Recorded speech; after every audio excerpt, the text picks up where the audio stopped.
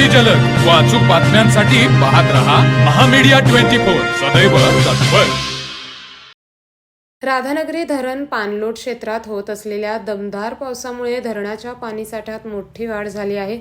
आज दिनांक 20 जुलै 2026 रोजी दुपारी ठीक 4 वाजेपर्यंत मिळालेल्या अधिकृत आकडेवारीनुसार राधानगरी धरणाचा एकूण पाणीसाठा आता 75.50% इतका झाला आहे। धरण परिसरात आज दुपारी 4 वाजेपर्यंत 35 मिमी पावसाची नोंद झाली असून पावसाचा जोर अद्यापही कायम आहे। सध्या धरणाची पाणी पातळी 335.84 फुटांवर पोहोचली असून एकूण पाणीसाठा 6316.23 दशलक्ष घनफूट झाला आहे। दरम्यान सध्या बीओटी अर्थात विद्युतगृह मधून होणारा पावसाचा विसर्ग पूर्णपणे बंद म्हणजेच निरंक आहे। धरण क्षेत्रात पावसाची संततधार अशीच सुरू राहिल्यास पुढील काही दिवसात धरण पूर्ण क्षमतेने भरण्याची शक्यता आहे।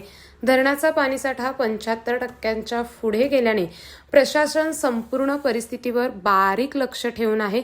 सध्या नदीपात्रात कोणताही विसर्ग सुरू नसला तरी पावसाचा जोर वाढल्यास स्वयंचलित दरवाजे कधीही उघडू शकतात। त्यामुळे भोगावती नदीकाठच्या गावांना सतर्क राहण्याचे आवाहन केले जात आहे। तर मग चला सबस्क्राईब करायला विसरू नका महामीडिया 24 न्यूज चॅनलला। महामीडिया 24 सदैव तत्पर।